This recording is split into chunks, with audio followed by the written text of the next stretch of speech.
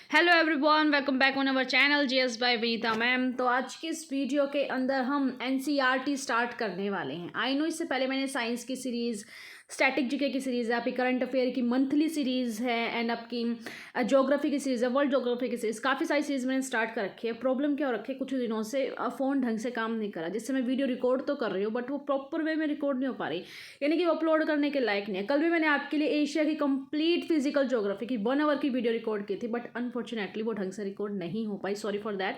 आज वो वीडियो आपके सामने आ जाएगी, अगेन मैं उसको रिकॉर्ड करूँगी। ठीक है, कुछ ना कुछ प्रॉब्लम आती रहती है, प्लीज़ आप उसको मैनेज कीजिएगा। तो मैंने कोशिश की है कि आज से मैं आपकी एनसीईआरटी की सीरीज स्टार्ट करती हूँ, जिसमें मैं आपका 6 से लेकर 12 तक की आपकी ज्योग्राफी कंप्लीट करवाऊंगी। ठीक है, इससे क्या होगा, जब भी आप आईएएस की तैयारी कर रहे हो, आप किसी भी एग्ज़ाम की तैयारी कर रहे हो, कोई भी आपका स्टेट लेवल का एग्जाम है, आपका सेंट्रल लेवल का, हर किसी में एनसीईआरटी से क्वेश्चन पूछे जाते हैं। रेदर देन अगर आप और बुक को पढ़ते हो, उसके बजाय आप एनसीईआरटी का मेन जो कंक्लूजन है आप उसको पढ़ लो। आपको और बुक्स पढ़ने की जरूरत नहीं है। हाँ, अगर पढ़ो तो वहाँ पर मतलब रिवीजन के पर्पज से पढ़ लो। ठीक है, और सेकंड पर्पज मेरा ये रहेगा एनसीईआरटी आपकी ज्योग्राफी करवाने का। आगे आगे और सब्जेक्ट भी करवाऊंगी बट स्टार्टिंग में ज्योग्राफी से कर रही हूँ। मेन मकसद रहेगा, जो जो बच्चे हैं बहुत बार स्कूल में अपसेंट हो जाते हैं, तो ये चैप्टर टीचर करवाए थे तो बाद में रिपीट नहीं हो पाता, तो उस वजह से ताकि वो देख ले। बहुत से बच्चे जो ट्यूशन नहीं जा पाते, या फिर बच्चे मतलब कि उनको इतना टाइम नहीं मिल पाता कि उन्हें सही डायरेक्शन मिले, या फिर वो दोबारा चैप्टर को रीड आउट करना चाहे, पढ़ना चाहें, समझना चाहें, तो उनको वो चीज़ें नहीं मिल पाती। तो मेरा मेन फोकस यही रहेगा कि जो कम्पिटिटिव एग्जाम की तैयारी कर रहे हैं मेन वो, एंड सेकंड जो स्कूल गोइंग स्टूडेंट है वो, कि प्लीज़ आप इसको ध्यान से पढ़ेगा। मैं आपको ये लाइन टू लाइन नहीं पढ़ूंगी आपके सामने, ये जो है आप ये खुद रीड आउट कर लीजिएगा। मैं आपको जो मेन जिसका निचोड़ है ना वो सारा मैं करवाऊंगी। ठीक है, क्योंकि वो चीज़ें करवाऊंगी जो बच्चा एक बार खुद से पढ़ के नहीं समझ पाता, क्योंकि ये चीज़ें आप खुद पढ़ सकते हो। ठीक है, और ये मैंने एनसीईआरटी का जो ऐप है वहाँ पे एनसीईआरटी की सारी बुक जो भी 2021-22 की हैं विद इसमें एडिटिंग करके, यानी कि जो कुछ भी चेंजमेंट की है वो करके अपलोड की गई है, तो मैंने वहाँ से ही डेटा उठाया है। ठीक है, तो आप इसको ध्यान में रखिएगा। चलिए इस वीडियो की हम शुरुआत करते हैं। तो ये सारा कुछ आप पढ़ लीजिएगा। मैं मेन जो पॉइंट्स हैं इसके, जो इसका निचोड़ है वो मैं आपके सामने रखने वाली हूँ। ठीक है, ये आपके सामने एक्टिविटी है।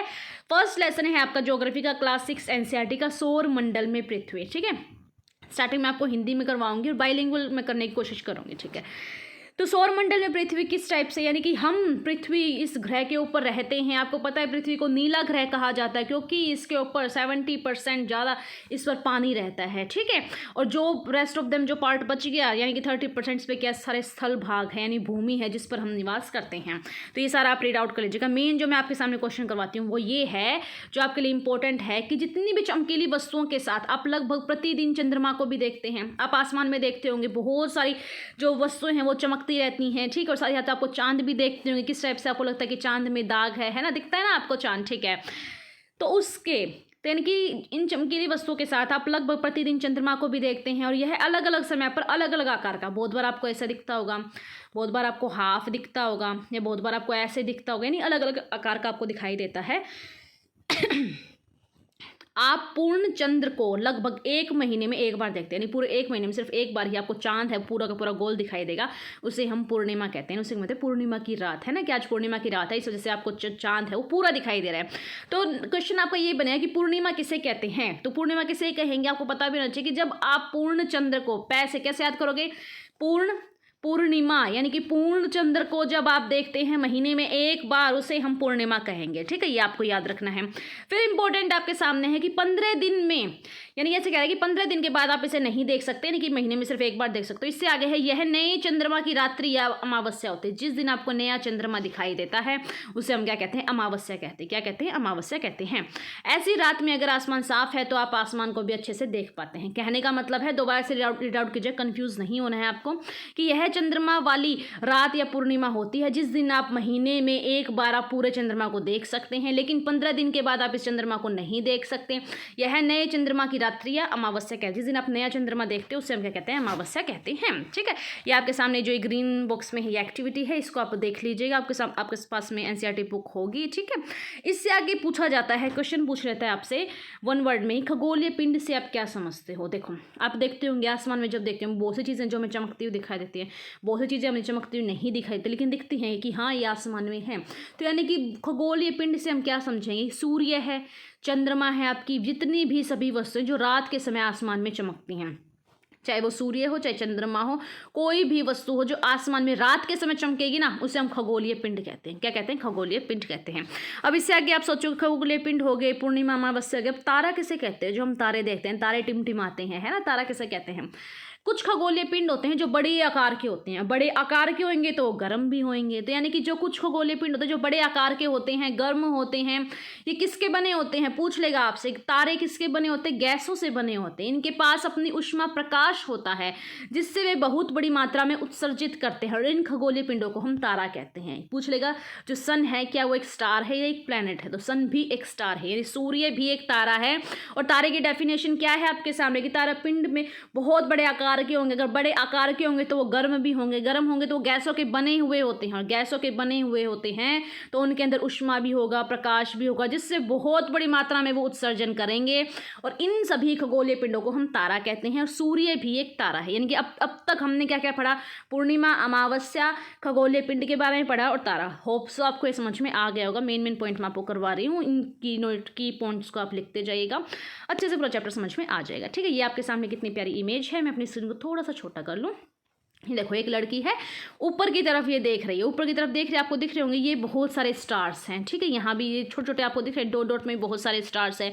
ठीक है, यहाँ ये देख रही है, ये कौन सा तारा है? ये आपका ध्रुव तारा है जो इसको दिखाई दे रहा है। यहाँ से जिन तारों से होते हुए देख रही है उसे संकेतक तारा कहते हैं। और ध्रुव तारा क्या करता है? हमारे जो डायरेक्शन को बताने में हेल्पफुल करता है। आपको एक बात बताती हूँ, आज के टाइम में तो क्या है, हर किसी के पास घड़ी है, हर किसी को आपको पता चलता है कि हर किसी को पता है कि टाइम क्या चल रहा है, कौन सा डे है, कौन सा मंथ है, क्या चीज़ है। ठीक है, पहले के बहुत पुराने ज़माने की बात है कि पहले के टाइम में क्या था, वॉच नहीं होती थी। ठीक है, तो उनके पास क्या था, और इन्वर्टर भी तो नहीं होता था, लाइट चलेगी तो चलेगी, अंधेरा हो गया तो हो गया। वो कैसे पता लगाते थे कि अब सुबह होने वाली है, अब रात के इतने बज गए हैं? ठीक है, ये कैसे पता लगाते कि ये डायरेक्शन कौन सी है, उत्तर कौन सा है, दक्षिण कौन सा, ये सारी चीज़ें कैसे पता लगाते थे, तो वो हम जानते हैं। तो ये देखिएगा आप, मैं फटाफट से पढ़ देती हूँ आपके सामने, इंपॉर्टेंट है तो इसलिए रीड आउट कर देती हूँ कि रात के समय चमकते हुए अनगिनत तारे सूर्य के समान ही हैं। रात में जितने भी तारे चमकते हैं अनगिनत, क्योंकि तारों को हम कभी भी काउंट नहीं कर सकते, अनकाउंटेबल होते हैं ये। ठीक है, लेकिन ये हमसे बहुत ज़्यादा दूर होते हैं, बहुत अधिक दूर ये हमसे होने के कारण हम लोग इनकी ऊष्मा या प्रकाश को महसूस नहीं कर पाते। वे अत्यंत छोटे दिखाई पड़ते। जितनी चीज़ कोई दूर होगी वो उतनी ही साइज में छोटी होगी। ठीक है, और जितनी छोटी होगी क्या पता उसके अंदर कितनी हीट, कितनी एनर्जी है, तो इतनी दूर से तो हम पता नहीं लगा पाएंगे ना। तो यही बात ये कहना चाहता है। आपने अवश्य ध्यान दिया होगा कि कुछ दूरी से देखने पर सभी वस्तुएं छोटी दिखाई देती है। ठीक है, यदि यहाँ हम खड़े हैं, वहाँ हम उस पार देख रहे हैं, तो कोई भी चीज़ है वो साइज में छोटी ही हमें दिखाई दे। जैसे जैसे हम उसके पास जाएंगे वैसे वैसे उस साइज में जो उसका एक्चुअल साइज है वो हमें दिखाई देगा। जैसे कि रात को या फिर जब भी हम आसमान में देखते हैं, कोई हवाई जहाज उड़ते हैं, हवाई जहाज इतनी छोटी सी दिखाई देती है, लेकिन जैसे जैसे हम एयरपोर्ट पर जाकर उस हवाई जहाज को देखेंगे तो उस हवाई जहाज के आगे हम इतने छोटे से हो जाएंगे, है ना। तो यानी कि अत्यधिक ऊंचाई पर उड़ रहा हवाई जहाज में कितना छोटा सा दिखाई देता है। ठीक है, इससे आगे आपके सामने कि रात्रि यानी रात के समय आसमान की ओर देखते समय आप बहुत सारे तारों के विभिन्न समूह को, यानी ग्रुप, जहाँ पर बहुत सारे तारे इकट्ठे हो जाते हैं उसे हम ग्रुप कहते हैं, विभिन्न समूहों द्वारा बनाई गई विविध आकृतियों को देखते हैं। यानी कि बहुत सारे तारे जहाँ एक जगह इकट्ठे होकर एक ग्रुप बनाते हैं और कोई ना कोई शेप का निर्माण करते हैं, एक शेप क्रिएट करते हैं, उसे हम नक्षत्र मंडल कहते हैं। क्या कहते हैं? नक्षत्र मंडल। ठीक है, आपको याद रखना है कि रात्रि के समय आसमान की ओर देखते हुए आप तारों के विभिन्न समूहों द्वारा बनाई गई विविध आकृतियों को देख सकते हैं, इसे हम नक्षत्र मंडल कहते हैं। दो तरह के आपके ये होते हैं, अर्सा मेजर एंड बिग बियर। ठीक है, दो टाइप के होते हैं। कौन कौन से? अर्सा मेजर एंड बिग बियर, इसी का एक प्रकार है। बहुत आसानी से पहचान आने वाले नक्षत्र मंडल है। एग्जाम्पल क्या है इसका? सप्तऋषि। सप्तऋषि होता है जो 7 जो तारों का एक समूह होता है, यानी कि ये 7 तारों का एक समूह होता है जो कि नक्षत्र मंडल में किसका भाग है? अर्सा मेजर का भाग है। ठीक है, आपको याद रखना है। नक्षत्र मंडल क्या होता है? बहुत सारे तारे एक जगह इकट्ठे होकर जो अपनी एक शेप का निर्माण करते हैं, ग्रुप ऑफ स्टार्स होते हैं, उसे हम नक्षत्र मंडल कहते हैं। दो तरह के होते हैं, अर्सा मेजर एंड बिग बियर होता है। इसका एक एग्जाम्पल है आपका कौन सा? सप्तऋषि। सप्तऋषि में क्या था? 7 तारों का एक समूह होता है, और ये किसका एक भाग है? ये अर्सा मेजर का एक भाग है। ठीक है, इसको आप ध्यान रखिएगा। आज के टाइम में क्या हो रहा है, कंपटीशन एग्जाम की बात बताती हूँ मैं आपको। एग्जाम जो आपके क्वेश्चन है ना, उनका पैटर्न चेंज हो रखा है। अब आपसे कोई नहीं पूछता, 1 लाइनर क्वेश्चन पूछा, 4 ऑप्शन दे दिए, नहीं, कोई भी नहीं पूछता। यानी कि क्योंकि लोग इतने फॉर्म फिल करने लगे, कंपटीशन बढ़ रहा है। आपकी जो इस 6th क्लास की एनसीईआरटी से इतने क्वेश्चन बन जाए, क्या पूछा है? देखो मैं आपको एग्जाम्पल देती हूँ। यहाँ लिखेगा नक्षत्र मंडल से आप क्या समझते हैं, यहाँ उसकी पूरी डेफिनेशन लिख देगा, यहाँ उसके दो प्रकार लिख देगा, यहाँ उसका एग्जाम्पल लेता है कि सप्तऋषि इसका भागा, फिर नीचे ऑप्शन क्या देगा आपको, केवल एक सही, केवल दो सही, 1 2 3 सही, या केवल 1 2 सही, या फिर उपयुक्त सभी सही। तो इनमें से क्या होता है, हमें पूरी हर चीज़ पता होनी चाहिए। अगर एक चीज़ भी हम मिस कर जाएंगे ना, प्रॉब्लम क्या होती है, 3 4 ऑप्शन आपके सामने, 2 ऑप्शन में तो हम पता लगाते हैं डेफिनेटली यही सही है, लेकिन लास्ट के 2 ऑप्शन में हम कंफ्यूज 50-50 हो जाते हैं। अगर वही नहीं पता तो आप कैसे क्वेश्चन कर पाओगे, ईजी से ईजी क्वेश्चन हमारे गलत हो जाते हैं, क्योंकि पैटर्न बिल्कुल चेंज हो चुका है आपके क्वेश्चन पूछने का। तो इसलिए ये चीज़ें आपको ध्यान रखनी है, इसलिए मैंने आपके एनसीईआरटी की सीरीज स्टार्ट की कि एक क्वेश्चन भी बच्चों का नहीं छूटना चाहिए, ठीक है। अब इससे आगे कि प्राचीन समय में जो लोग हैं रात्रि में यानी रात के समय दिशा का निर्धारण कैसे करते थे, तारों की सहायता से करते थे। और उत्तरी दिशा, जो उत्तरी तारा है वो मैं बताता था कि ये वाली जो दिशा है ये उत्तर दिशा है। याद रखना है किससे करते थे, तारों से करते थे दिशा का निर्धारण।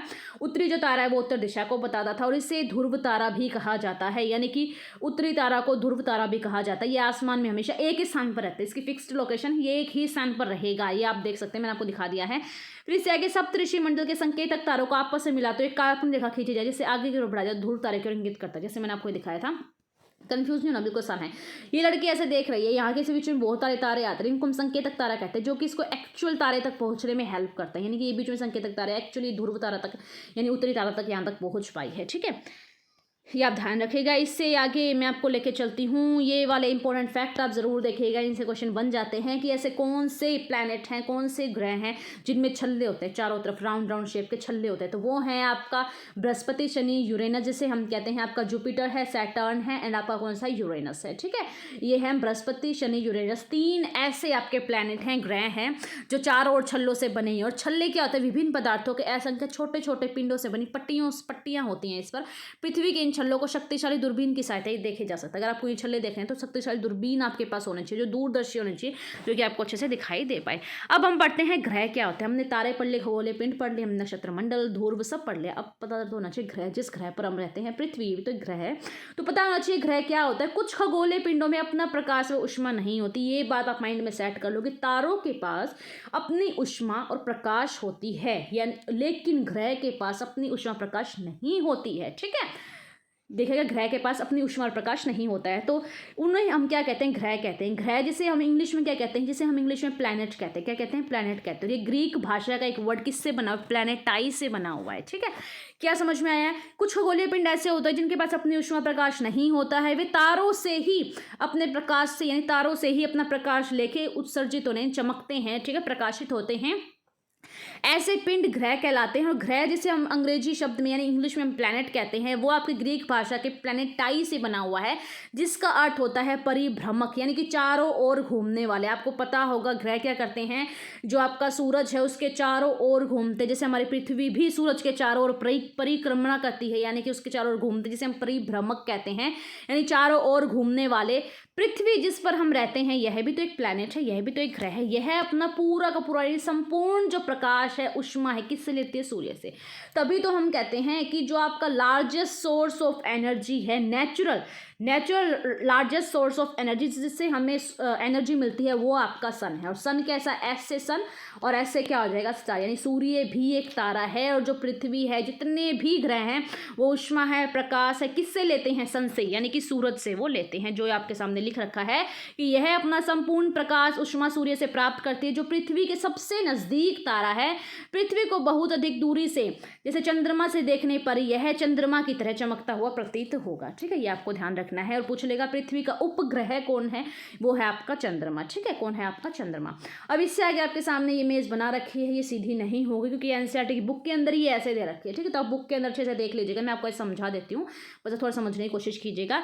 मैं थोड़ा सा स्क्रीन को छोटा कर लूँ ताकि आपको ये अच्छे से समझ में आ जाए, ठीक है। अब देखो, सबसे पहले क्या है, आपका सन है, सन यानी सूरज। सूरज के बाद कौन सा आपका बुध ग्रह है, फिर आपका कौन सा है, ये आपका मंगल ग्रह है, फिर कौन सा बुध है, फिर आपका शुक्र है, उसके बाद कौन सा है आपका पृथ्वी है, उसके बाद मंगल है, और उसके बाद अभी आप ये देख लो बृहस्पति है।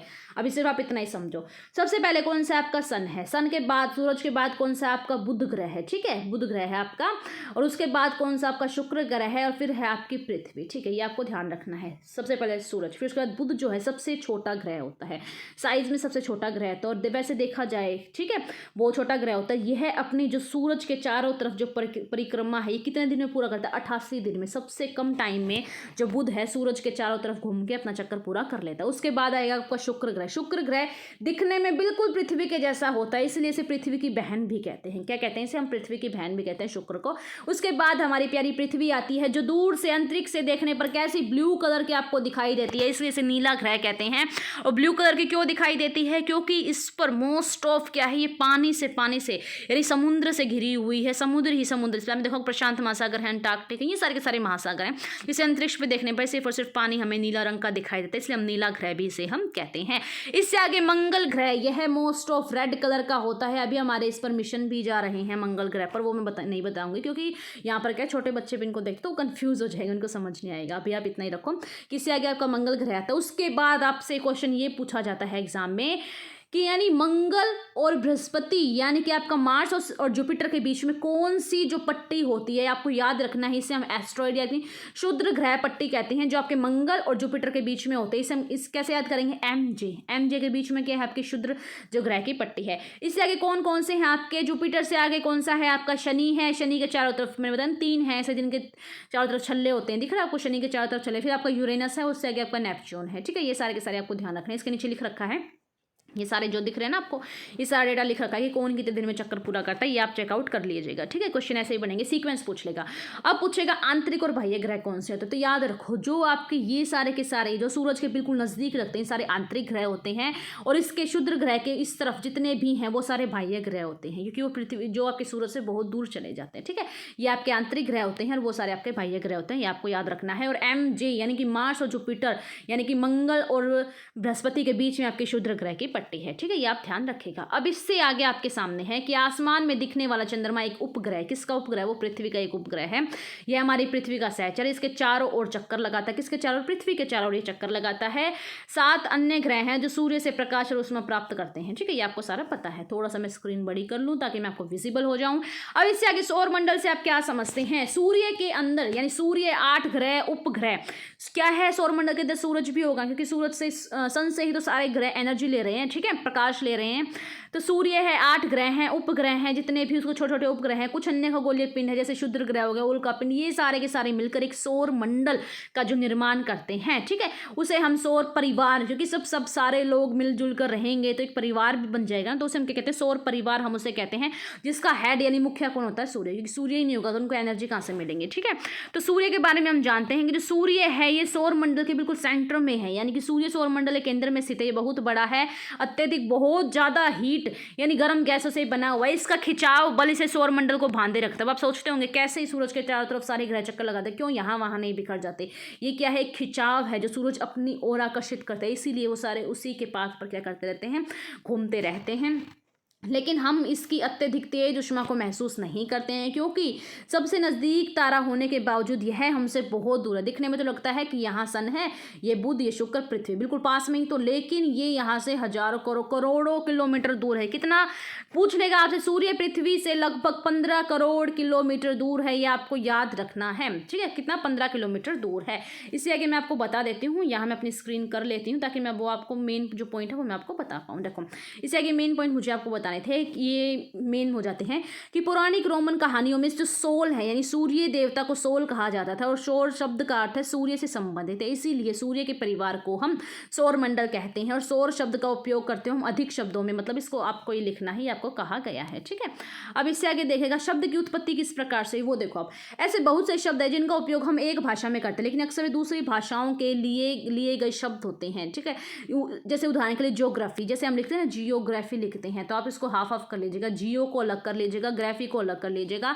ये आपका कहाँ से लेगा? ये एक अंग्रेजी का शब्द है, लेकिन यह ग्रीक भाषा से लिया गया, जिसका अर्थ है पृथ्वी का विवरण। किस तरीके से हम पृथ्वी को एक्सप्लेन करते हैं, उसकी हर चीज़ को, उसके चाहे वो फिजिकल चाहे पॉलिटिकल, हर चीज़ को हम अच्छे से आपके सामने रखते हैं। ये 2 ग्रीक भाषाओं से मिलकर बना है, GE प्लस ग्राफिया, जिसका अर्थ होता है आपका यानी पृथ्वी के संबंध में, यानी उसके बारे में क्या करना? पृथ्वी के बारे में बताना, ठीक है। ये उसका मतलब होता है। अब इससे आगे आपके सामने दे रखा है कि जो जियो के साथ अगर लॉजी लगा देंगे तो जियोलॉजी बन जाएगा, जिसका अर्थ होता है पृथ्वी का अध्ययन करना। जियो के साथ आप मैट्री लगा देंगे, जियोमेट्री है, जिसका अर्थ हो जाएगा पृथ्वी को मापना। जियो के साथ ऑइड लगा देंगे, जियोइड, जिसका अर्थ हो जाएगा पृथ्वी के आकार का अनुरूप, बिल्कुल उसके सेम जैसा। ठीक है, ये आप ध्यान रखेगा। अब इससे आगे ग्रह क्या होते हैं? हमारे सौरमंडल में 8 ग्रह होते हैं। कितने ग्रह होते हैं आपके? 8 ग्रह होते हैं। कौन कौन से? बुध, शुक्र, पृथ्वी, मंगल, बृहस्पति, शनि, यूरेनस, नेपच्यून। ठीक है, ये आपके सामने ट्रिक दे रखी है, इसको आप देख लीजिएगा डायरेक्ट से सीक्वेंस वाइज, सूरज से बिल्कुल सीक्वेंस वाइज आप उसको याद कीजिएगा। वैसे मैं सच में कहूँ तो इस ट्रिक की बिल्कुल भी नीड नहीं है, क्योंकि अगर आप बार बार अगर 2-3 बार भी यहाँ पे पूरा चार्ट आपके सामने है, यहाँ सन है, सारे के सारे प्लैनेट, इसको 1-2 बार भी देख लो ना, अपने आप माइंड में सेट हो जाएगा। इतनी ज़रूरत नहीं है आपको याद रखने की। सीधा याद रखिएगा पृथ्वी जो है सूरज से तीसरे नंबर पर आती है। ठीक है, तीसरे नंबर पर ही आती है। पृथ्वी के आकार के जैसा कौन है? आपका शुक्र है, इसलिए शुक्र को पृथ्वी की बहन कहा जाता है। ये सारी बात आपको याद रखनी है। इससे आगे पूछेंगे आप कक्षा किसे कहते हैं, यानी कि जो कक्षा है उससे हम क्या समझते हैं? सौर मंडल में जितने भी सभी 8 ग्रह एक निश्चित पथ, यानी उनके एक निश्चित पथ होता है, उनके पास एक रास्ता होता है, निश्चित होता है उनका, जिसमें सूर्य का उनको चक्कर लगाना होता है। कौन सा पाथ लेते हैं? वो दीर्घवृत्ताकार। ठीक है, वो उसमें फैले हुए होते हैं, ये आपकी कक्षा कहलाती है। ऐसी कक्षा जिसके अंदर क्या करते हैं? वो सूरज के चारों तरफ चक्कर लगाते हैं, उसे हम कक्षा कहते हैं। और मैंने बताया था आपको कि बुध सूर्य के सबसे नजदीक, और अपनी कक्षा में सूर्य की तरफ चारों ओर चक्कर लगाने के लिए केवल और केवल 88 दिन लेता है, जैसे हमारी। और शुक्र को पृथ्वी का जुड़वां ग्रह कहा जाता है, क्योंकि इसका आकार आकृति सब कुछ पृथ्वी के जैसा है। ठीक है, अभी तक प्लूटो को भी एक ग्रह माना जाता था, लेकिन अंतरराष्ट्रीय खगोलीय संगठन की एक बैठक हुई, कब हुई? 2006 के अंदर। इसमें निर्णय लिया गया कि प्लूटो जो है, जितने भी रूल हैं, यानी कि मैं आपको बता दूं नॉर्मल समझाने के पर्पज से, जितने भी रूल होते हैं सारे ग्रहों किस तरीके से मूवमेंट करना है, कितना गैप, मतलब ये सारे प्लूटो मैनेज नहीं करता था, इसलिए प्लूटो को वहाँ से आउट कर दिया गया। यानी 2006 के अंदर बैठक के अंदर प्लूटो को बोनो ग्रह में शामिल किया गया, लेकिन उससे पहले खगोलीय पिंड, यानी इसको अलग कर दिया गया। कहने का मतलब ये पहले 9 होते थे, अब कितने हो गए हैं? आपके 8 टोटल ग्रह हो गए हैं। ठीक है, ये आप ध्यान रखिएगा। ठीक है, ये आप पढ़ लीजिएगा। अब इससे आगे पृथ्वी के बारे में हम पढ़ते हैं। पृथ्वी की जो गति है लगभग जो आपकी कितनी है? कितनी आपकी 3 लाख किलोमीटर सेकंड है। इस गति के बावजूद सूर्य के प्रकाश पृथ्वी से पहुंचने में 8 मिनट का समय लगता है। आपको याद रखना है कि सूरज का प्रकाश है पृथ्वी पर कितने मिनट में पहुंचता है? 8 मिनट के अंदर पहुंचता है। ये आपको ध्यान रखना है। कितने किलोमीटर की दूरी है? 15 करोड़ किलोमीटर की इसमें दूरी है। पृथ्वी से आप क्या समझते हो? सूर्य से अगर देखा जाए तो तीसरे नंबर का एक ग्रह है। आकार में अगर साइज के अकॉर्डिंग देखा जाए इसके आकार में, तो ये 5वें नंबर का ग्रह। क्वेश्चन पूछा गया था। ठीक है, 2-3 लाइन देके पूछा गया था। और पृथ्वी कैसे गोल ना होकर थोड़ी सी चपटी है, यही कारण है कि इसे हम भूआब कहते हैं। भूआब का अर्थ होता है पृथ्वी के समान आकार। ठीक है, ये आपको ध्यान रखना है। पृथ्वी पर ही क्या है? जीवन के लायक सारी परिस्थितियां हैं। यहाँ का वातावरण है, यहाँ की जलवायु है, यहाँ के यानी कि जो भूमि है, जल है, सब कुछ यहाँ पर रहने के लायक। अगर क्योंकि पृथ्वी ना तो ज़्यादा गर्म है ना ही ज़्यादा ठंडी है, यहाँ पर पानी, वायु, हमारे जीवन के जितनी भी आवश्यक मूलभूत आवश्यकताएं वो हमारी पृथ्वी पूरी करती है। इन्हीं कारणों से पृथ्वी सौरमंडल का सबसे अद्भुत ग्रह है, क्योंकि जितनी भी मानव जाति जो जीव जंतु निवास करते हैं वो आपकी पृथ्वी पर ही निवास करते हैं। अंतरिक्ष से देखने पर नीले रंग का ग्रह दिखाई देता है, क्योंकि इस पर 2/3 सतह जो है पानी से ढकी हुई है, इसलिए इसे नीला ग्रह कहते हैं। पूछ लेगा, नील आर्मस्ट्रांग सबसे पहले व्यक्ति थे जो 1969 के अंदर चंद्रमा पर सबसे पहले उन्होंने कदम रखा था। ठीक है, ये आपको ध्यान रखना है। ये आपके सामने आपकी पृथ्वी है जो आपको अंतरिक्ष से दिखाई देती है। इससे आगे हम चंद्रमा को देखते हैं, यानी हमारी पृथ्वी के पास केवल एक उपग्रह है, वो है आपका चंद्रमा। ठीक है, कौन सा है? आपका चंद्रमा। इसका व्यास कितना है? जैसे आपका ये सर्कल है तो इसका ये डायमीटर होता है जो बीच से हाफ से कट जाता है, इसे हम जैसे हिंदी में व्यास भी कहते हैं। तो उसका व्यास कितना है? 1/4। पृथ्वी से अगर इसको कंपेयर करें, अगर ये सारी पृथ्वी, तो इसका 1/4 जो है हमारा चंद्रमा है। ठीक है, यह इतना बड़ा इसलिए प्रतीत होता है क्योंकि यह बहुत ज़्यादा पास है, यानी पृथ्वी के पास में, इसलिए ऐसा प्रतीत होता है। ठीक है, क्योंकि यह हमारे ग्रह से अन्य खगोलीय पिंडों की अपेक्षा नज़दीक होता है। यह हमसे लगभग 3,84,400 किलोमीटर दूर है। ठीक है, अब आप पृथ्वी से सूर्य चंद्रमा की दूरी की तुलना कर सकते हैं, ये आपको ध्यान रखना। अब इससे आगे फटाफट देखो उपग्रह क्या होते हैं। हमने ग्रह पढ़ लिया, हमने चंद्रमा पढ़ लिया, हमने तारे, सब कुछ हमने पढ़ लिया। अब याद रखो कि जो आपके उपग्रह वो क्या होते हैं? खगोलीय पिंड होते हैं। जो खगोलीय पिंड जो ग्रहों के चारों ओर उसी प्रकार चक्कर लगाता है जिस प्रकार जो सूरज भी सूरज के चारों ओर ग्रह चक्कर लगाते हैं। सूरज के चारों ओर ग्रह चक्कर लगाते हैं, ग्रह के चारों ओर उपग्रह चक्कर लगाते हैं। ठीक है, मानव निर्मित उपग्रह कौन से होते हैं आपको पता है? जिसे इंसान बनाता है, ऐसे आर्टिफिशियल उपग्रह जिसे मानव बनाता है उसे हम मानव निर्मित उपग्रह कहते हैं। ये कृत्रिम पिंड हैं, यह वैज्ञानिकों द्वारा, जो साइंटिस्ट ऐसे बनाते हैं, जिसका उपयोग ब्रह्मांड के बारे में जानकारी प्राप्त करने के लिए इसे बना। जैसे हम रॉकेट लॉन्च करते हैं ना, जानकारी प्राप्त करने के लिए अंतरिक्ष में क्या है क्या नहीं, ऐसे जैसे रॉकेट को यहाँ से पृथ्वी से ऐसे छोड़ोगे, फिर ऊपर ऐसे जाएगा, ऊपर जाके यहाँ से जितनी भी चीज़ें, मतलब जो भी इसका लैंडर रोवर जो अलग होना है वो होकर अंतरिक्ष में एक्चुअल में कक्षा में प्रवेश करेगा। तो ऐसा आपको दिखाई देगा, क्योंकि ये ज़्यादा ज़्यादा क्यों जाता है वहाँ पर, वहाँ की जितनी भी जानकारियाँ प्राप्त करनी है वो सारी प्राप्त करके वो सिग्नल्स के हेल्प से हमें हमारे पास भेजेगा, ताकि हम पूरे ब्रह्मांड को अच्छे तरीके से समझ पाएँ। ये आपके सामने है, ठीक है। अब इससे आगे जो चंद्रमा है आपको याद रखना है, चंद्रमा पृथ्वी का एक चक्कर 27 दिन में पूरा करता है। कितने? 27 दिन में। यह क्या करता है, अपने अक्ष पर ही लगभग इतने समय में ही यह अपने अक्ष पर भी एक चक्कर पूरा कर लेता है, और हमें चंद्रमा केवल एक ही भाग दिखाई पड़ता है। कौन सा? हमें एक ही भाग दिखाई पड़ता है। चंद्रमा के ऊपर रहने के लिए हमारे अकॉर्डिंग, हमारे अनुकूल वातावरण नहीं है, क्योंकि वहाँ पर क्या है, पर्वत है, मैदान है, गड्ढे हैं। चंद्रमा की सतह पर छाया बनते ही पूर्णिमा के दिन चंद्रमा पर इनकी छाया को देखा जा सकता है, ठीक है। ये आपके सामने आगे हम पढ़ते हैं क्षुद्र ग्रह। ये आपके सामने क्षुद्र ग्रह की एक इमेज है। क्षुद्र ग्रह क्या होते हैं? जितने भी तारे, ग्रह, उपग्रह के अतिरिक्त छोटे छोटे असंख्य छोटे पिंड भी सूरज के चारों तरफ चक्कर लगाते हैं, उसे हम क्षुद्र ग्रह कहते हैं। तारे चक्कर लगाते हैं, ग्रह चक्कर लगाते हैं, उपग्रह चक्कर लगाते हैं, लेकिन उसके अलावा छोटे छोटे से जो पिंड मैंने आपको डोर करके दिखाते हैं, ये भी क्या करते हैं, आपके सूरज के चारों तरफ चक्कर लगाते हैं, इसे हम क्षुद्र ग्रह कहते हैं। ये मंगल व बृहस्पति की कक्षाओं के बीच पाए जाते हैं। कौन से? मैंने आपको बताया था एम जे, इन दोनों के बीच में जो ये लाइन थी ना क्षुद्र ग्रह की, जो पट्टी पाई जाती हैं, यहाँ ये पाए जाते हैं। वैज्ञानिकों के अनुसार जो क्षुद्र ग्रह हैं, ग्रह के ही भाग हैं जो बहुत वर्ष पहले विस्फोट के बाद जो ग्रह थे ना टूट गए और छोटे छोटे टुकड़ों में बट गए, ठीक है। अब इससे आगे हम पढ़ते हैं उल्का पिंड। उल्का पिंड से आप क्या समझते हैं? सूर्य के चारों ओर चक्कर लगाने वाले पत्थर के छोटे छोटे टुकड़ों को। जो पत्थर के छोटे छोटे टुकड़े हैं वो जो सूरज के चारों तरफ चक्कर लगाते हैं उसे हम उल्का पिंड कहते हैं। अब समझोगे क्षुद्र और उल्का में डिफरेंस क्या था। क्षुद्र ग्रह वो होते हैं जो पहले एक्चुअल में ग्रह थे, लेकिन बाद में विस्फोट के कारण वो टूट गए, वो चारों ओर चक्कर लगाते हैं। और मोस्ट ऑफ ये एम जे के बीच में, यानी कि मार्स और जुपिटर के, मंगल और बृहस्पति के बीच में होते हैं। लेकिन उल्का पिंड क्या होते हैं? एक पत्थर होता है, पत्थर के टुकड़े होते हैं जो सूरज के चारों तरफ चक्कर लगाते हैं। कभी कभी उल्का पिंड पृथ्वी पर भी इतनी तेज गति से आते हैं कि इनकी प्रवृत्ति पृथ्वी पर गिरने की होती है, लेकिन वायु में घर्षण के कारण क्या होती है, वहीं पर जलकर समाप्त हो जाते हैं, ठीक है। ये आपको ध्यान रखना है। अगर पृथ्वी पर गिरेंगे तो बहुत बड़े गड्ढे का निर्माण करते हैं। मैं आपको बता देती हूँ कि महाराष्ट्र के अंदर उल्का पिंड गिरा था। महाराष्ट्र के अंदर जिसमें लोनार लेक बनी थी आपकी, ठीक है। हम क्रेटर लेक भी कहते हैं, हम क्रेटर ही कहते हैं, ठीक है। अब आकाश गंगा से आप क्या समझते हैं? ये देखिएगा, चौड़ी सफेद पट्टी की तरह एक चमकदार रास्ते को देखते हो, यह लाखों तारों का समूह होता है, इसमें लाखों तारे होते हैं। यह पट्टी हमारी आकाश गंगा कहलाती है, जिसे हम मिल्की वे भी कहते हैं। हमारा जो सौर मंडल है वो इसी ही आकाश गंगा का एक भाग है। प्राचीन भारत में इसकी कल्पना आकाश में प्रकाश एक बहती नदी से की गई थी, ठीक है। इसलिए इसका नाम क्या पड़ा? आपका आकाश गंगा पड़ा। ये आपको सामने आकाश गंगा दिखाई दे रही है, इसी का एक पार्ट क्या आपका जो सोलर है, सौर मंडल है, इसी का एक पार्ट है। ब्रह्मांड का, ये पूरे ब्रह्मांड का, पूरे विश्व का, पूरे ब्रह्मांड का ये निर्माण करती है, ठीक है। ये आप पढ़ लीजिएगा। ये था आपके सामने चैप्टर आपके क्लास 6 एनसीईआरटी का।